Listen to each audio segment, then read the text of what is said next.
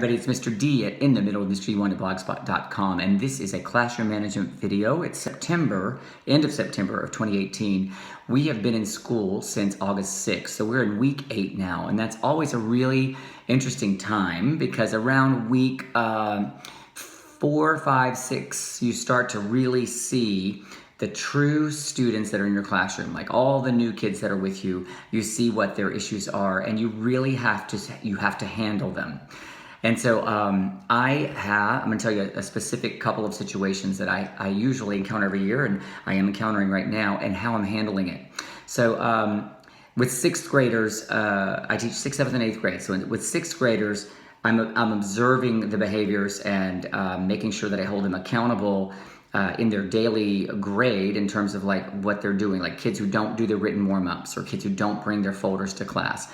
And I put notes right inside the Infinite Campus portal, and then I will email the parents, because a lot of them don't know about checking the grade portal if you have one and how to do that. So I will send emails directly to the parents and say, these are the grades your child has gotten. These are, this is always denoted in Infinite Campus. So I'm setting up a situation and a relationship so that they know to check that over these 3 years if I teach the student in the 3 years. A lot of 6th graders don't realize that they are going to get an actual grade for chorus. So until they actually get one, this is really, they just kind of start to get into a pattern, and you'll see the students who aren't really going to have a great work ethic not having that great work ethic. And then you've got to tell them how it's affecting their grade. Maybe you even, one of the steps you take before you email the parent, pull them up, let them see the weekly grades that you're giving them in the grade book. So that's with 6th grade. With 7th grade, with the students that, I'd say about 85% of my kids are students that I have already had before, and they know how this goes. And so they usually are on top of everything. But the 15% who don't can be a real challenge. Some of them are great, and some of them are not great. And so those are the ones that I identify really quickly, just by watching their behaviors in the hallways, watching how they enter my room once I've even gone through the syllabus. And I'm taking notes in my head all the time, and sometimes, in other places, so that I can just write it down very objectively. This is what I'm seeing. So I have I have a few children in my 7th grade class right now who are really, they could be really challenging kids if I don't stay on top of them. So I have, so far, there are 3 girls. I've talked to them individually. I have rewarded them in class publicly when I see them doing the right thing. I want to make sure that they don't just feel negativity coming from me. I have had no more, I think 2 conversations is about all I'm going to do with a child in terms of a negative, like if I'm going to have a negative interaction, like if you keep doing X, Y, and Z, these are the things that are going to happen. That I'll do that twice at the most. So after I've done that, which I have done with this one child, I immediately began reaching out to the guardian, the parent, whoever is at home. So I don't know this child at all. There's one in particular who's been really challenging. Lots of behaviors that are pretty severe. And a passive sort of approach, like not out loud in class, but like one day, for example, took some sort of pen and wrote on another child, and the child she wrote on was so passive, didn't even tell me that was happening, and then the child who got written on came up and showed me, and I had seen the problem child with the pen in the hand, but I didn't see the actual writing occur. So these are the types of things that this child is doing. Another example, one day, a whole group of children came outside of my room, and the child that is the problem child came into my room, and she was yelling back at them. So this is not going to be acceptable for my room ever.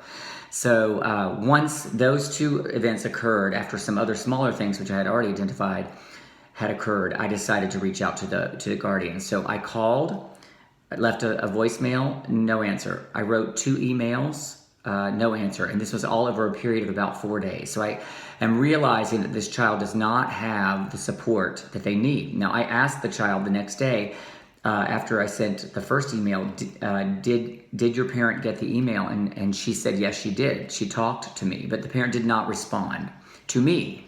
So that indicates there's not a partnering atmosphere here. So, and partnering always works better for everybody. So then I noticed that the child got in-school suspension.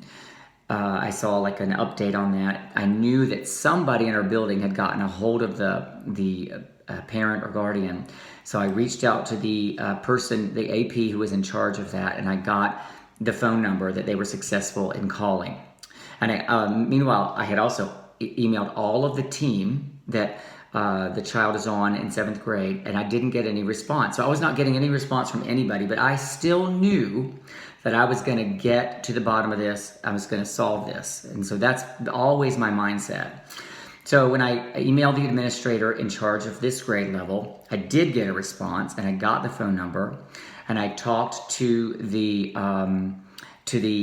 guardian. Now this guardian, I learned during the phone call, is in Florida, and I'm in Atlanta. So this guardian is actually the child's aunt, and apparently the child raised this child, but recently decided that she couldn't do it anymore and sent the child here with the grandparents like maybe a year and a half ago. So that's the situation that we've got. And this is a child who really needs day-to-day contact with a very strong parental figure. And I don't think that that is what she's getting in the moment. Now, when I talked with this, with her, the aunt who had raised her primarily, I learned a lot of personal details that are very difficult about the child's mother. And these are the things that help you realize that a child is human. But at the same time, and it gave me sympathy, but you have to remember your first and foremost priority is to help the child do better. And if you can't help the child do better, you've got to go to consequences that are going to hopefully wake that child up.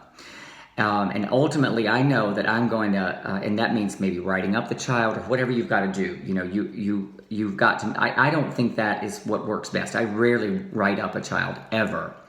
I think I wrote up a child once last year because I saw a fight in the hallway. But in my classroom, I rarely have to get to that.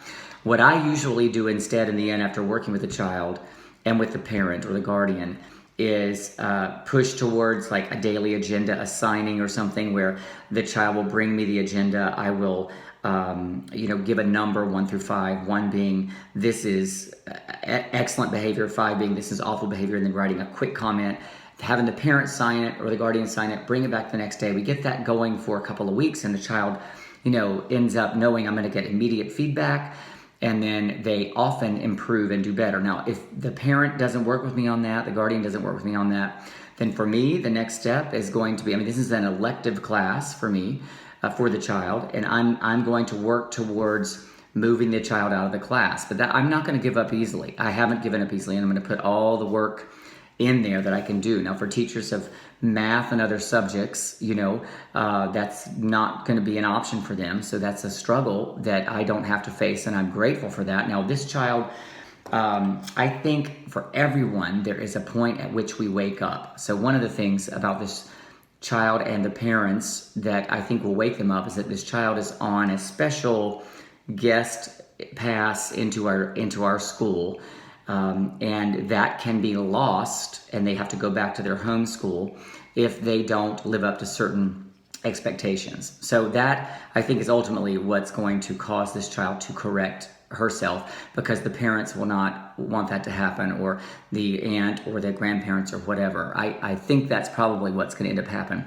So I'm going to keep supplying information to the administrators, because we're now working together, so that we can get to the point of resolution, whatever that is.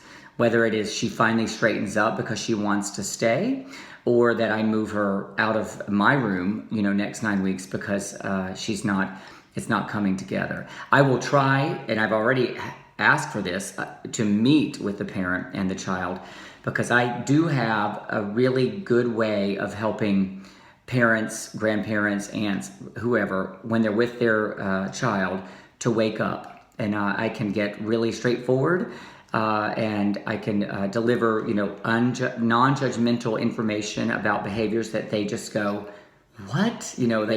That is the key, is being non-judgmental and just delivering information. So you have to keep track of it very carefully, and you have to deliver it without judgment.